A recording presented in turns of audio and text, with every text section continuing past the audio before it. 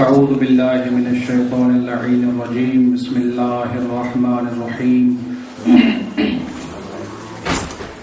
الحمد للہ رب العالمین الصلاة والسلام علی اشرف الانبیاء والمرسلین وعلى آلہ الطیبین الطاہرین المعصومین سیما امام المنتظر الحجة الثانی عشر أرواحنا وأرواح العالمين لطراب مقدمه الفداء أما بعد فقد قال الله سبحانه تبارك وتعالى بسم الله الرحمن الرحيم يا أيها الرسول بلغ ما أنزل إليك من ربك وإن لم تفعل فما بلغت رسالته واللہ یعصمک من الناس. صلوات پڑھیں محمد.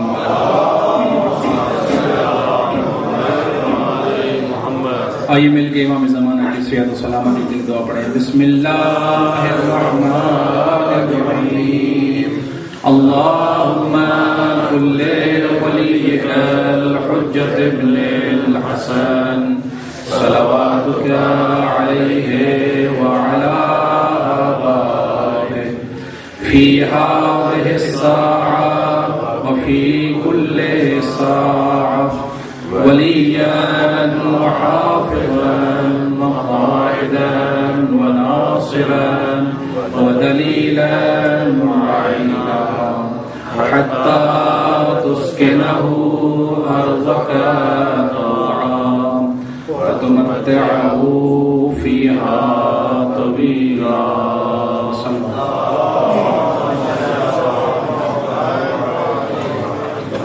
جشن کی قبولیت کے لیے بآواز بلند صلوات پڑھیں.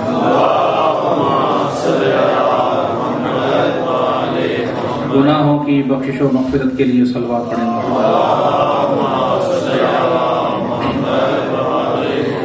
مریضوں کی شفا یابی کے لیے صلوات پڑھیں. مومنین کی حاجت روائی کے لیے صلوات پڑھیں. امام زمانہ کی رضا و خوشنودی کے لیے صلوات پڑھیں.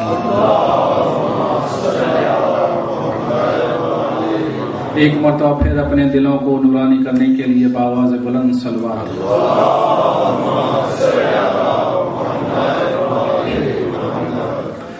سب سے پہلے آپ موالیان حیدر کرار کی بارگاہ میں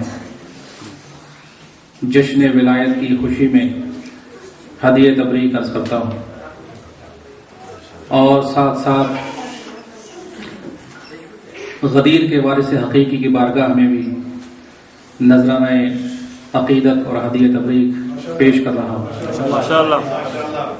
خدا متعالی آپ مومنین کا اس فرش جشن پہ تشریف لانا اپنی عبادت میں شمار فرمائے اور امید ہے کہ پروردگار عالم ہم سب کو تا قیامت جو ہماری نسل آنے والی ہے ان سب کو غدیریوں میں شمار فرمائے. اور پروردگار سے دعا ہے کہ خدا متعال ہم سب کو محمد و آل محمد کی ولایت میں شامل فرمائے اور ہم سب کو ان کی اطاعت و بندگی کرنے کی توفیق عطا فرمائے. صلوات پڑھیں پھر محمد و آل محمد.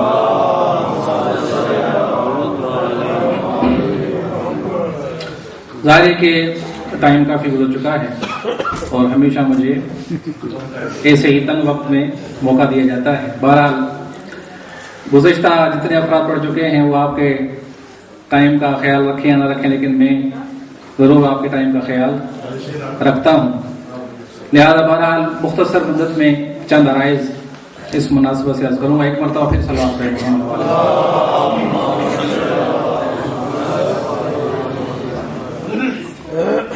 پھر بھی ایک مرتبہ صلوات پڑھیں. اللہم صلی علی محمد و آل محمد.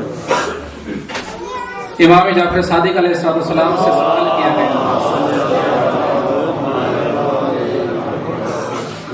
کہ مولا ذرا یہ فرمائیے کہ مسلمانوں کے لیے عید الفطر، عید الاضحیٰ اور جمعے کے دن کی عید کے علاوہ کوئی اور عید بھی ہے؟ ماشاءاللہ.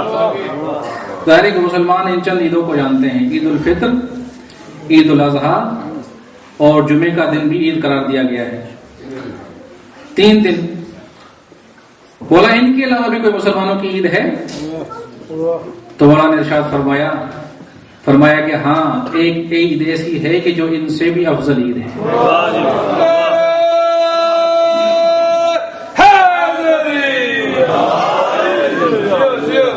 مولانا نے فرمایا کہ وہ غدیر کا دن پروردگار عالم نے اپنے نبی کے ذریعے سے عید قرار دیا ہے اور حکم دیا ہے کہ اس دن کو عید کے طور پر یاد رکھو.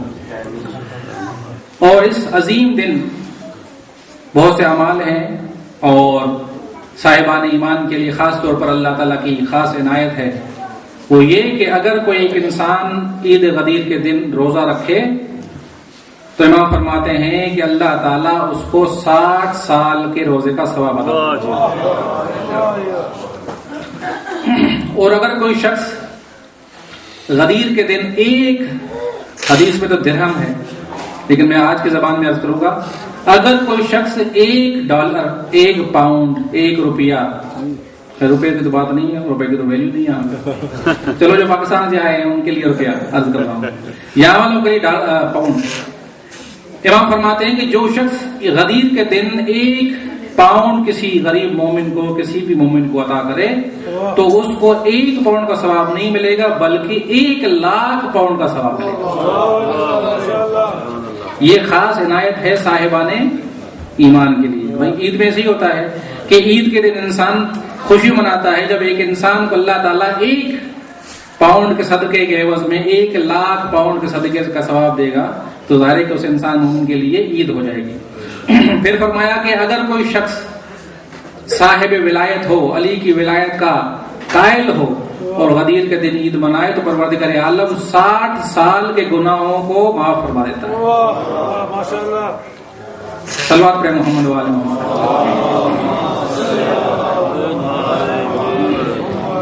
اور حدیث میں آیا ہے کہ 2 رکعت نماز ہے، جو نماز کے پابند ہیں 2 رکعت نماز ہے سمپل. پہلی رکعت میں الحمد کے بعد سورہ انا انزلنا اور دوسری رکعت میں سورہ الحمد کے بعد سورہ قل هو اللہ احد. یہ دونوں سورتیں آتی ہیں آپ کو. اور اس کے بعد ایک چھوٹی موٹی دعا ہے، مفاتیح الجنان میں موجود ہے. اگر دعا نہیں بھی آتی تو اتنا ہی انسان نماز پڑھ لے.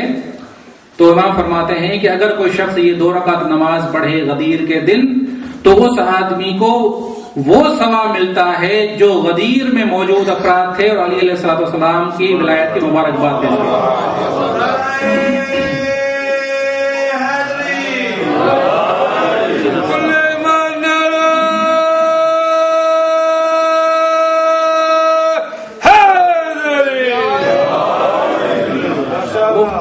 عید کے اندر خوشی ہے، اللہ تعالیٰ نے اپنا فیض عام کر دیا ہے صاحبان ولایت کے لیے، صاحبان ایمان کے لیے. لہذا غدیر کو پروردگار عالم نے نہ فقط آخری نبی کو حکم دیا کہ اس کو عید کے طور پر یاد رکھو، بلکہ حدیث میں ہے کہ اللہ نے ہر نبی کو غدیر کے دن کو عید کے طور پر منانے کا حکم دیا ہے. ہر نبی نے اس دن کو عید قرار دیا ہے.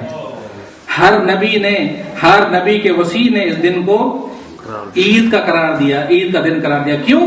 کہ اس دن تمام انبیاء کی محنت پائے تکمیل کو پہنچتی ہے، تمام انبیاء کی رسالت پائے تکمیل تک پہنچتی ہے. اور پروردگار عالم کا آخری اعلان ہو رہا ہے کہ الیوم اکملت لکم دینکم واتممت علیکم نعمتی ورضیت لکم الاسلام دینا.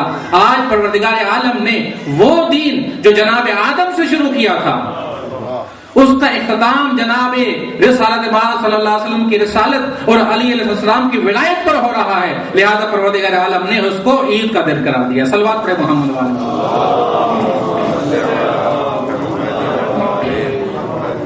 اور پیغمبر نے اس غدیر کے دن کو ایسا معیار قرار دیا. صلوات پر محمد والے محمد. پھر بھی صلوات پر محمد. ایک مرتبہ پھر صلوات پڑھیں.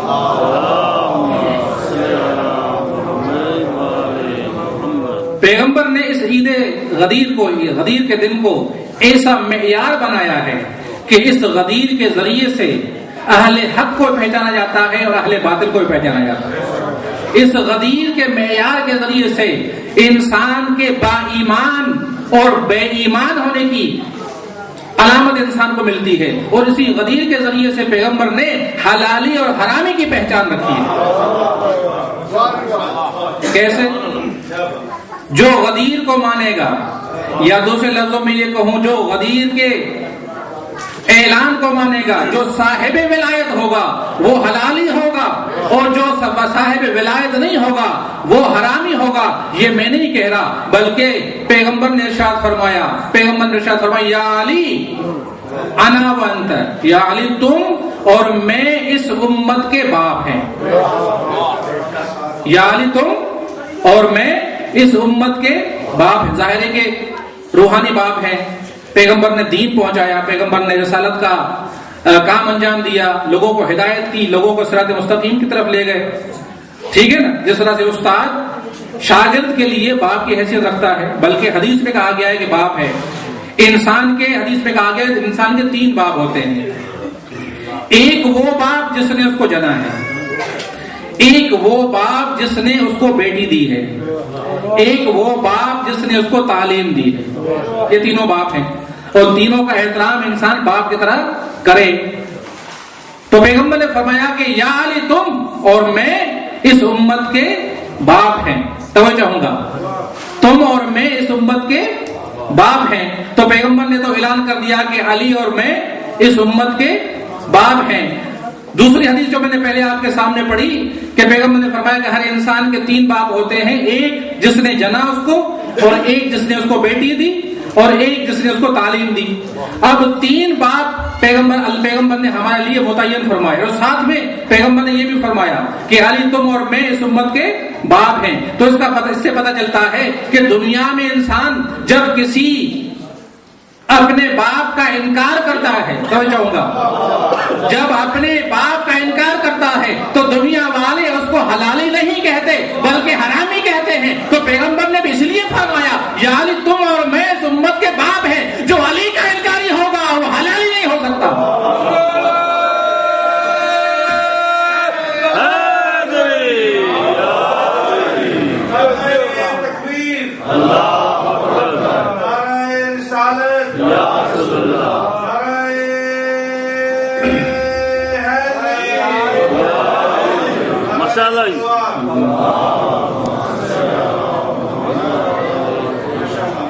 اور اسی وجہ سے میں نے آپ کی بارگاہ میں کہا کہ غدیر جو اہل غدیر ہے، جو غدیر کا اعلان تسلیم کرتا ہے وہ حلالی ہے، اور جو تسلیم نہیں کرتا وہ اس کے باپ کو بتانا، کیونکہ اس نے اپنے باپ کا انکار کیا. اللہ نے پیغمبر پر یہ حکم نازل فرمایا کہ اے رسول آخری حج کے لیے تیار ہو جاؤ. پیغمبر آخری حج کے لیے حجۃ الوداع کے لیے تیار ہوئے. دیکھیں کتنی تعجب کی بات ہے کہ پیغمبر نے جب ہجرت فرمائی اور مدینے میں تشریف لے گئے، مدینے میں جانے کے بعد پیغمبر صلی اللہ علیہ وسلم نے اپنی عمر میں فقط 1 حج کیا ہے، اور وہی حجۃ الوداع، آخری حج. اللہ نے حکم دیا کہ پیغمبر جاؤ آخری حج پر، اور پیغمبر نے اعلان فرمایا کہ حجۃ الوداع کے سلسلے میں میں جا رہا ہوں. ظاہر ہے کہ مسلمان جو مدینے میں گئے تھے ہجرت کر کے، وہ بھی مشتاق حج کے مشتاق تھے. تو جب آخری نبی اپنا آخری حج انجام دینے کے لیے روانہ ہو رہے تھے اور لوگوں کو پتہ چلا کہ پیغمبر کا یہ آخری حج ہے، تو ظاہر ہے کہ جتنے بھی مسلمان تھے وہ حج کے لیے تیار ہوئے. جو پہلے ارادہ نہیں رکھتے تھے لیکن پیغمبر کی مشایعت اور ان کی ہمراہی حاصل کرنے کے لیے، ثواب حاصل کرنے کے لیے پیغمبر کے ساتھ حج کے لیے تیار ہوئے. تاریخ نویسوں نے لکھا ہے کم سے کم تعداد، توجہ چاہوں گا، کم سے کم تعداد جو تاریخ نویسوں نے لکھی ہے وہ لکھی ہے کہ مدینے سے 90,000 حاجی چلے. فقط مدینے سے 90,000 حاجی روانہ ہوئے حج کے لیے. اب یہاں میں آپ کی بارگاہ میں وہ نقطہ عرض کروں گا کہ بعض لوگ کہتے ہیں کہ اگر پیغمبر نے علی کی ولایت کا اعلان کرنا تھا، علی کی سرپرستی کا اعلان کرنا تھا، علی کی خلافت کا اعلان کرنا تھا، تو پیغمبر نے وہاں ایک لکھ و دک صحرا میں جا کر اعلان کیوں کیا؟ اس اعلان کو تو ایسی جگہ پہ کرنا چاہیے تھا جہاں سارے لوگ موجود تھے، یہاں سارے لوگ سنتے اور ہر انسان پر وہ آواز پہنچتی اور اطلاع پہنچتی. تو پیغمبر لکھوں تک سہارا میں یہ اعلان کیوں کیا؟ اس کا مطلب ہے کہ پیغمبر علی کی خلافت کا اعلان نہیں کر رہے تھے، بلکہ یہ چاہتے تھے کہ جو اختلاف تھا بعض صحابہ کے ساتھ، ان کے دلوں میں کدورت تھی علی کے سلسلے میں، اس کو رفع کرنے کے لیے پیغمبر نے کہا کہ علی جو ہے وہ جس کا میں دوست ہوں، علی بھی اس کا دوست ہے. پھر اس کی وضاحت کر رہا ہوں کہ مدینے سے فقط کم سے کم تعداد جو لکھی گئی، زیادہ لکھی گئی ہے لیکن کم سے کم جو راویوں نے لکھا ہے، فقط مدینے سے 90,000 حاجی چلے ہیں. اور جب پیغمبر حج پہ تشریف لے گئے ہیں تو وہاں سے جب حج ختم ہو گیا، حج کے فرائض انجام دے دی، جب پیغمبر چلے ہیں تو پیغمبر کے ساتھ حدیث میں لکھا ہے اور تاریخ میں بھی آیا ہے کہ 1,40,000 حاجی ساتھ میں، 1,40,000، 90,000 مدینے سے اور باقی اطراف سے. امیر المومنین بھی یمن سے ایک حاجیوں کا قافلہ لے کر پہنچے تھے. اور جب یہ حج تمام کر کے واپس آئے تو جہاں وادی غدیر ہے وہاں ایک ایسا مقام ہے کہ جہاں پر پرانے زمانے میں جو لوگ پیدل حج پہ آتے تھے، وہاں سے شام والے شام کی طرف جاتے تھے، مصر والے مصر کی طرف جاتے تھے، اور دوسرے علاقوں والے دوسرے علاقوں کی طرف جاتے تھے، مدینے والے مدینے کی طرف آتے. یعنی چوراہا تھا، وہاں پہ ایک راؤنڈ اباؤٹ تھا جہاں سے مختلف راستے نکلتے تھے. راؤنڈ اباؤٹ کہیں گے، مختلف راستے نکل رہے تھے، ایک شام کی طرف، ایک مصر کی طرف، ایک مدینے کی طرف، ایک دوسرے اسلامی شہروں کی طرف. اللہ کے حکم کے مطابق پیغمبر کو وہاں پر رکنے کا امر ملا. جبرائیل نے کہا کہ یا رسول اللہ، اللہ نے حکم دیا ہے کہ یہاں پہ آپ پڑاؤ ڈالیں، یہاں پہ آپ رک جائیں. پیغمبر رک گئے اور اعلان فرمایا کہ جو پیچھے رہ گئے ہیں ان کے لیے انتظار کرو، جو آگے چلے گئے ہیں ان کو واپس بلاؤ. سارے جب جمع ہو گئے، کتنی تعداد ہے؟ 1,40,000. چلو 1,40,000 نہیں مانتے، 1,30,000 اگر وہ بھی نہیں مانتے، 1,00,000 اگر وہ بھی نہیں مانتے، مدینے کے تو لوگ کم سے کم مانیں گے. آپ مدینے کے تو کم سے کم 90,000 کے قریب لوگ موجود تھے. لیکن ہم کہتے ہیں کہ تاریخ نگاروں نے تمام شہروں اور ملکوں سے جو حاجی آئے تھے ان کی تعداد لکھی ہے 1,40,000. جب وہاں پہ جمع ہوئے تو کیفیت کیا تھی؟ کیفیت یہ تھی کہ اتنی سخت گرمی تھی، اتنی سخت گرمی تھی کہ اصحاب نے اپنے عمامے اتارے اور کچھ عمامے کا کپڑا اپنے سر پہ باندھا اور کچھ عمامے کا کپڑا اپنے پاؤں پہ باندھا. اتنی گرمی تھی. اور پھر اس گرمی میں پیغمبر صلی اللہ علیہ وسلم نے نماز ظہرین ادا کی ہے. اور جہاں پہ 2-4 درخت تھے، پیغمبر نے حکم دیا کہ وہاں کوئی نہیں جائے، وہ جگہ خالی رہے، وہاں پہ سائے میں کوئی نہیں جائے، سارے دھوپ میں رہے. خاص حکم ہے کہ صحابہ سارے دھوپ میں اور پیغمبر کی امامت کی جو جگہ ہے وہ سائے میں رہے، اور وہاں پہ ممبر بنایا گیا. وہاں پہ جب پیغمبر نے ممبر بنایا تو پیغمبر ممبر افروز ہوئے اور اللہ کے حکم کے مطابق وہ طولانی خطبہ پڑھا کہ ہماری کتابوں کے اندر وہ طولانی خطبہ موجود ہے. اگر کبھی موقع ملا تو وہ دل چاہتا ہے کہ پورا خطبہ پیغمبر کا میں آپ کے سامنے تلاوت کروں اور دنیا والے سنیں اور ان کو پتہ جب چلے گا کہ خطبہ پیغمبر نے کس طرح ارشاد فرمایا ہے. تو جب انسان پورا خطبہ سنتا ہے تو پھر کسی قسم کا شک و شبہ نہیں رہتا کہ مولا کا معنی دوست ہے یا مولا کا معنی سرپرست ہے.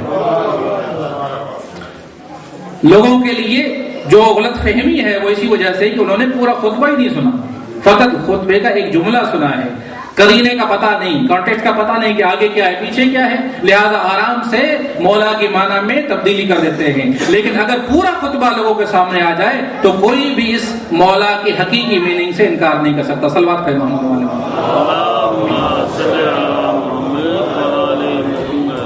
ارشاد یا ایھا الرسول بلغ ما انزل الیک من ربک. اے پیغمبر، اے رسول، وہ آپ پیغام پہنچا دیں جو آپ کے اوپر نازل پہلے ہو چکا ہے. وَإِن لَّمْ تَفْعَلْ فَمَا بَلَّغْتَ رِسَالَتَهُ. اے پیغمبر، اگر آپ نے وہ اعلان نہیں کیا تو اس کا مطلب یہ ہے کہ آپ نے رسالت کا کوئی کام انجام نہیں دیا. اب یہاں پہ رک کے میں ایک عرض کروں گا آپ کی بارگاہ میں. اس لب و لہجے سے پتہ چلتا ہے، توجہ ہوں گا، اس لب و لہجے سے پتہ چلتا ہے کہ وہ بات جو پیغمبر کے ذریعے سے اللہ اعلان کروانا چاہتا ہے وہ بات جو پیغمبر کے ذریعے سے اللہ لوگوں تک پہنچانا چاہتا ہے، وہ بات اتنی وزن رکھتی ہے، توجہ ہوں گا، وہ بات اتنی اہمیت رکھتی ہے، اس اعلان میں اتنا وزن ہے کہ وہ بات ایک طرف اور پورا دین اور رسالت ایک طرف۔ تبھی تو اللہ نے فرمایا کہ اگر آپ نے یہ اعلان نہیں کیا گویا آپ نے رسالت کا کوئی کام انجام نہیں دیا۔ اس کا مطلب یہی ہے کہ وہ اعلان اتنی اہمیت رکھتا ہے کہ وہ پورا دین ایک طرف اور وہ اللہ کی طرف سے جو اعلان ہونے والا ہے وہ ایک طرف۔ تو اس کا مطلب یہ ہوا کہ اگر کوئی شخص علی کی ولایت کے بغیر دین لے کر آئے گا، علی کی ولایت کے بغیر دین لے کر آئے گا، اس کے دین میں کوئی وزن نہیں ہوگا، اس میں اس کی کوئی اہمیت نہیں ہوگی، اس میں کی حیثیت نہیں ہوگی، اس لیے کہ اس میں وزن آتا ہی تب ہے جب علی کی ولایت ہو، اس میں وزن آتا ہی تب ہے جب علی کی ولایت ہو۔ لہذا آپ یہ اشعار میں پڑھتے ہیں، کبھی کبھی گفتگو میں پڑھتے ہیں، سجدے کو نشانہ بناتے ہیں، نماز کو نشانہ بناتے ہیں، روزے کو نشانہ بناتے ہیں، حج کو نشانہ بناتے ہیں، کرتے نہیں کرتے؟ ہم بھی کرتے ہیں کبھی کبھی، کہ وہ علی کی ولایت کے بغیر نماز کیا ہے، کچھ بھی نہیں ہے۔ لیکن کبھی کبھی تعصب سننے والا یہ لیتا ہے کہ علی کی ولایت کافی ہے اور نماز روزے کی ضرورت نہیں ہے۔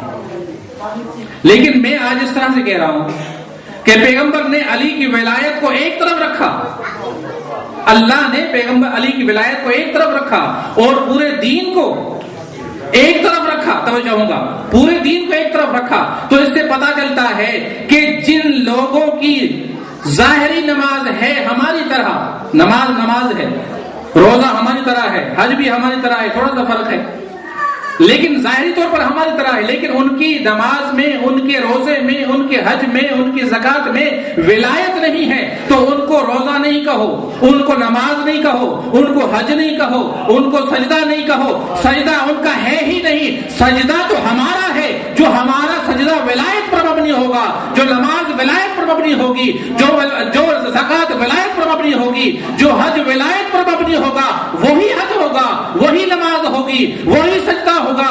جو لوگ علی کی ولایت کے بغیر یہ اعمال انجام دیتے ہیں، نہ ان کا روزہ روزہ ہوتا ہے، نہ ان کا حج حج ہوتا ہے، نہ سجدہ سجدہ ہوتا ہے۔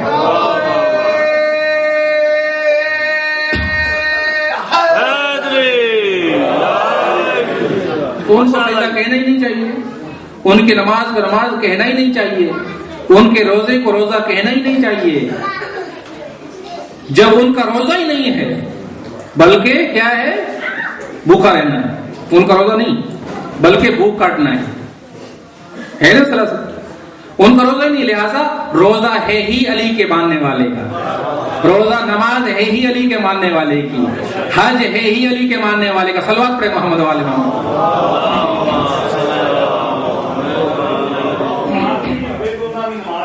دامنے عقل کو جو چاک نہیں کر سکتا، دامنے عقل کو جو چاک نہیں کر سکتا، وہ کبھی نور کا ادراک نہیں کر سکتا۔ اسے حیدر کی نجاست ہے، نجاست ایسی آب زمزم کی جسے پاک نہیں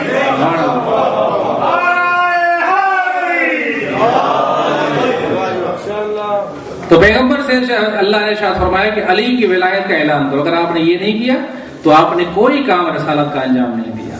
اسی لیے پیغمبر نے فرمایا کہ اگر کوئی شخص علی کی محبت دل میں نہ رکھتا ہو، چاہے وہ صفا و مروہ کے درمیان قتل ہو جائے، چاہے احد پہاڑ جتنا سونا اللہ کے نام میں صدقہ دے دے، چاہے خانہ کعبہ کا طواف کرتے کرتے مر جائے، اگر علی کی محبت نہیں ہے تو وہ جنت میں داخل نہیں ہو سکتا، بلکہ جنت کی خوشبو بھی نہیں سونگتا۔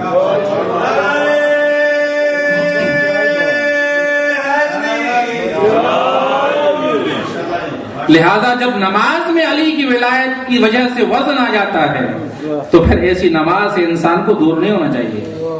جب سجدے میں علی کی ولایت کے ذریعے سے وزن آ جاتا ہے تو پھر سجدے سے انسان کو دور نہیں ہونا چاہیے، بلکہ اس کی فضیلت سے، اس کی اہمیت سے، اس کے ثواب سے انسان کو فائدہ اٹھانا چاہیے۔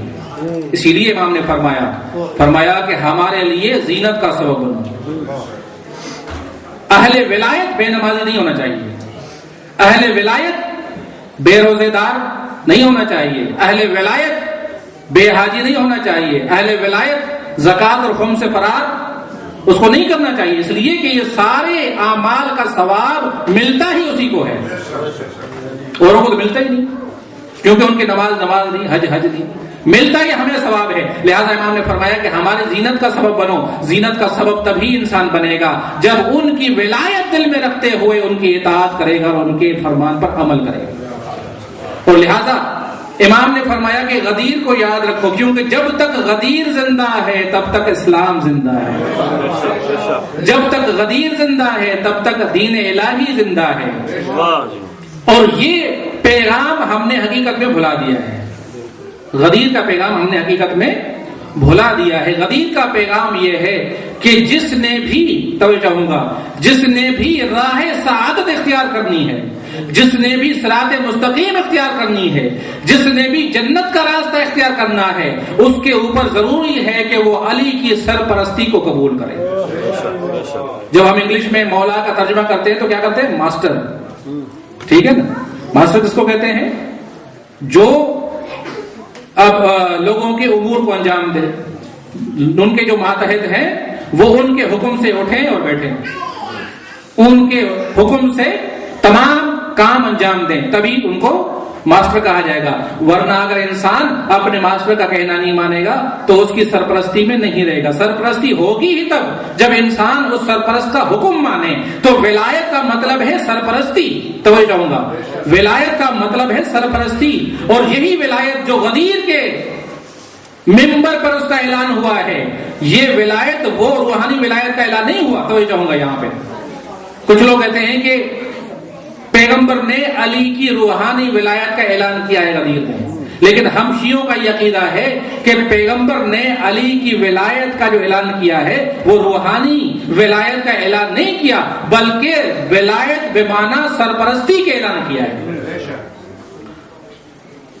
ورنہ علی کی ولایت بمعنی روحانیت والی ولایت، اس کے اعلان کی ضرورت ہی نہیں ہے، چاہے کوئی مانے یا نہ مانے علی ولی ہے، علی صاحب ولایت ہیں، علی تمام کائنات کے اوپر اختیار رکھتے ہیں، علی پوری کائنات کے اوپر اختیار رکھتے ہیں، جب چاہیں جس وقت چاہیں اس کائنات پر تصرف کر سکتے ہیں، اس ولایت کے تو اعلان کی ضرورت ہی نہیں ہے۔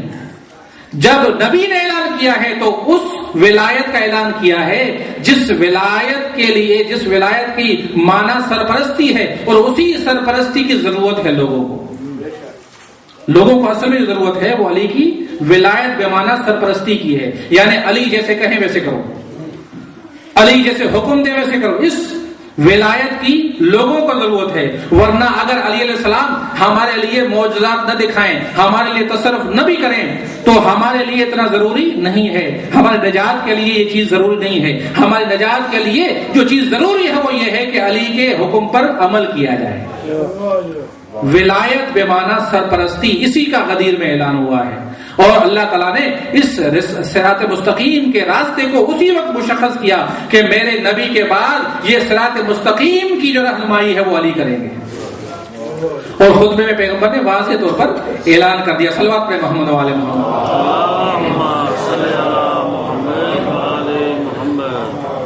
دیکھیں ایک عجیب اتفاق ہے کہ جناب آدم کی جب خلافت کی تقریب ہوئی، جناب آدم کی خلافت کی تقریب ہوئی ہے، کون سی تقریب ہوئی تھی؟ فرشتوں کے درمیان جناب آدم کی خلافت کی تقریب معصوم فرشتوں کے درمیان ہوئی تھی۔ اللہ نے وہاں پر جناب آدم کو خلیفہ معرفی اس کی کروائی تھی، کہا کہ یہ میرے خلیفہ ہیں زمین پر، ایسے ہی ہے نا۔ اور ایک تقریب علی علیہ السلام کی ہوئی خلافت کی میدان خم غدیر میں۔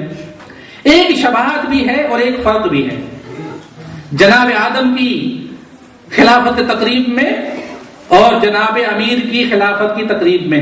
ایک وجہ شبہ بھی ہے، مشترک چیز بھی ہے، اور ایک فرق بھی ہے۔ مشترک چیز کیا ہے؟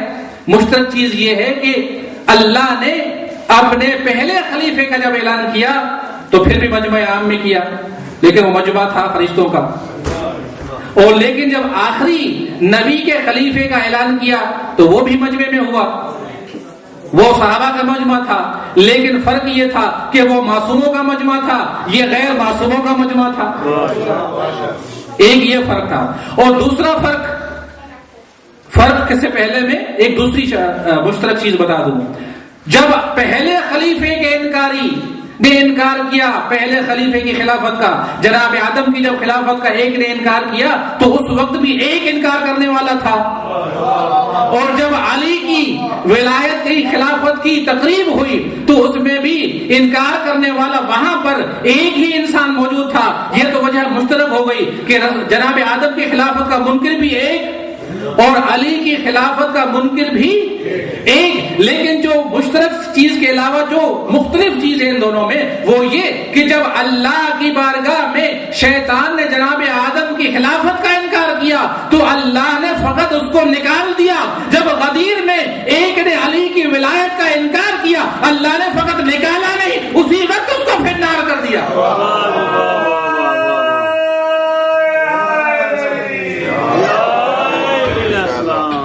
یعنی اس کا مطلب یہ ہے کہ اللہ کو اتنا غضب ہوا علی کی ولایت کے انکار پر کہ علی کے دشمن کو اللہ نے وہیں پہ سزا دے دی. صلوات پڑھے محمد والے محمد.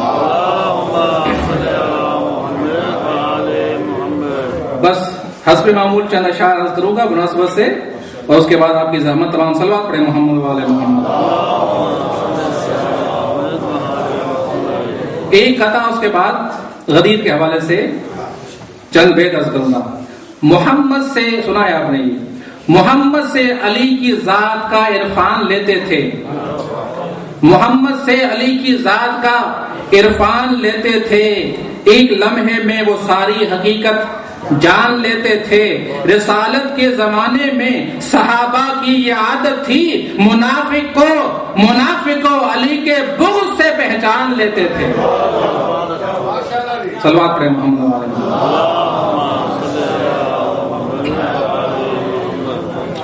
جفا و ظلم کے ڈھیروں نے راستہ روکا، یہ پیام آدمی صاحب کے شعر ہے. جفا و ظلم کے ڈھیروں نے راستہ روکا، جہالتوں کے اندھیروں نے راستہ روکا، قدم قدم پہ لٹیروں نے راستہ روکا. جو صد راب صد نخوت غرور ہوئے وہ سب غدیر سے ٹکرا کے چور چور ہوئے.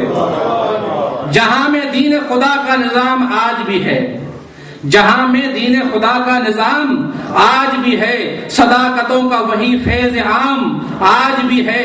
فضا میں شور درود و سلام آج بھی ہے. خلیفہ کوئی نہیں اب امام آج بھی ہے. وارث اسد قلعہ کی زندہ ہے، سقیفہ مر چکا لیکن غدیر زندہ ہے.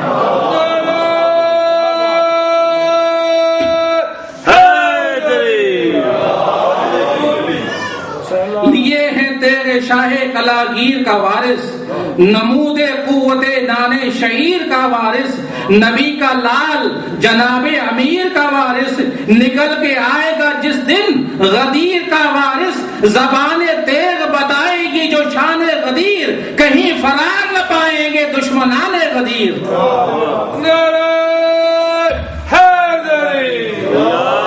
اٹھے گا شور کے صفے کارزار سے بھاگو، امام زمانہ کی جواب ہوگی. اٹھے گا شور کے صفے کارزار سے بھاگو، برس رہی ہے اجل ذوالفقار سے بھاگو. کوئی کہے گا نکل کر مزار سے بھاگو، کوئی کہے گا نکل کر مزار سے بھاگو.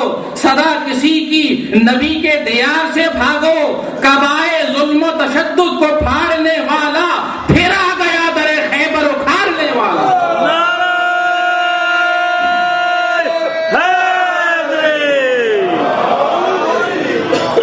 علی کی تیر ہے پھر، علی کی تیر ہے پھر بے نیام بھاگ چلو، علی کی تیر ہے پھر بے نیام بھاگ چلو.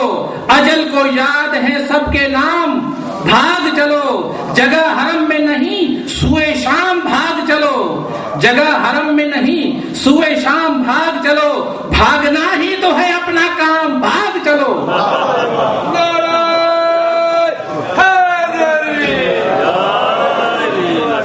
جب مولا جنگ فرمائیں گے تو یہ تصور پیش کر رہے ہیں شاعر.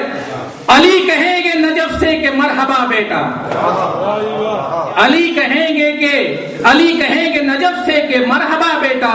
تیرے نثار تیری جنگ پر فدا بیٹا، تیرے نثار تیری جنگ پر فدا بیٹا، بچے نہ آج کوئی بانیے جفا بیٹا، بچے نہ آج کوئی بانیے جفا بیٹا، نکال دے دل حیدر کا حوصلہ بیٹا، میں حد صبر میں تھا، توجہ چاہوں گا، میں حد صبر میں تھا، کارزار تیری ہے، مجھے ملی تھی مگر ذوالفقار تیری ہے۔